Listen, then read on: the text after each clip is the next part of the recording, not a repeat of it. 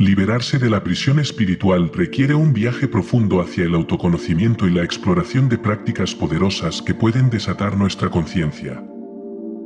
Aquí exploramos algunos métodos que han sido utilizados a lo largo de la historia para romper las cadenas del demiurgo. Uno de los caminos hacia la liberación es la psiconáutica, el uso de sustancias enteógenas como el LSD, la psilocibina o la ayahuasca.